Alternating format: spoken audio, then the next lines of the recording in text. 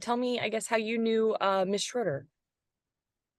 Well, I moved to Celebration in 2002, and she and her husband Jim were residents here. And I met her very early on because of our joint interest in politics. When I was growing up, she was always a hero in our home.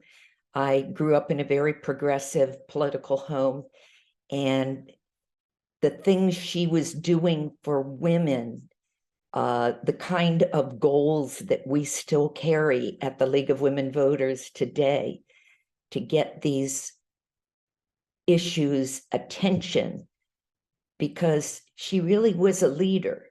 When she first came to Congress to serve in the beginning of her 24 years that she served as a congresswoman from the state of Colorado, she was the first female Colorado representative, and she really shined.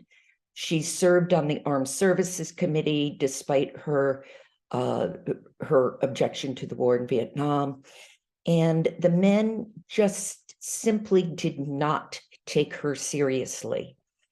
When she was asked at one point after Gary Hart had dropped out of the race and she was considering running for president, they asked her how she could possibly run for president and be both a mother of small children at that time and also carry that kind of responsibility. To which she replied, "Well, I have a uterus and a brain, and I use both." And this was the kind of thing that she dealt with for many, many years. And she showed us by example the kinds of things that women can really accomplish by looking out for one another and working on those issues that are important, such as the family and medical leave, which she worked on. And now millions of Americans have made use of that throughout their working time so that they will not lose their jobs due to a family member needing attention because of an important medical issue. She worked on rights for women in the area of pregnancy so that women would be able to be off of work and not have to be concerned that they were going to lose their jobs. I feel that she helped us so much with these building blocks. And I remember before her death, when we would talk constantly about politics, her concern over us going backwards, particularly here in Florida, in so many ways. It was a major, major concern of hers, and certainly of those of us that had such great respect for her, of which there were many. And can you tell me a little bit about maybe her impact here in Central Florida? She seemed to still be pretty active with many things. She was indeed. She was active and a speaker at places like the League of Women Voters, the Democrats of Celebration. She kept active with an area of great interest in Planned Parenthood.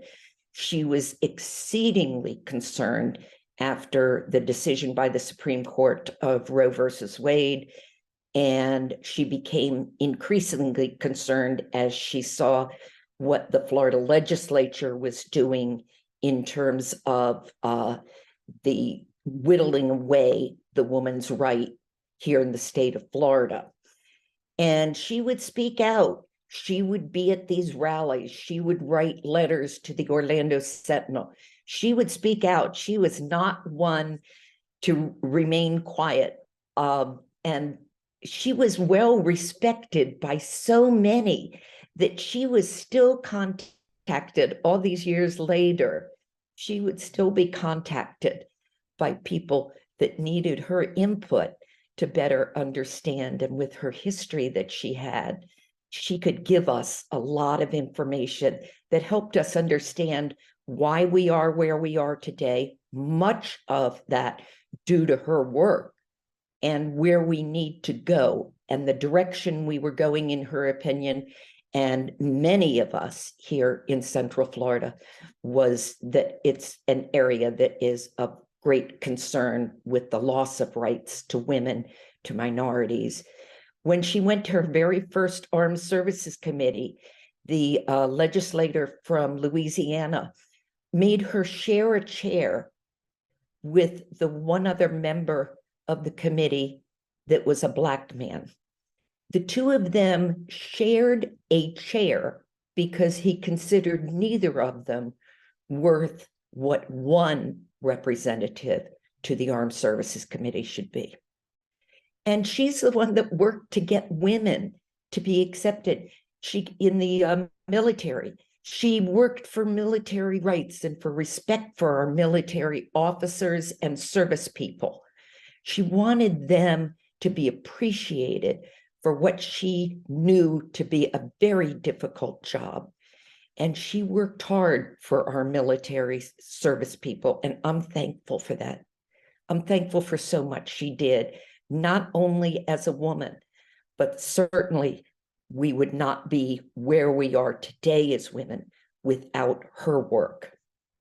And then maybe the last thing I'd ask you just briefly, I guess, just what was it like to know her, like as a person, to talk to her? Like, what was she like? Because I will never have that opportunity, of course. No, I'm sorry that you won't, Mika. She really was very funny. And she taught me a lot about using humor. And I know we had watched the election returns the night that Trump got elected, and it was a very difficult night. And the next day she called and she said, "Now I'm adding you to my suicide watch list," because she knew we had to find a way to still smile. And it was very tough that week. We knew that we would see a lot of backpedaling in terms of our rights, in terms of our environment. We were very concerned about it. And really, we talked about politics constantly because neither of us found as many people here in Celebration that had the level of interest that she and I had. And knowing of the respect that my parents had for her as I was growing up meant a lot to me.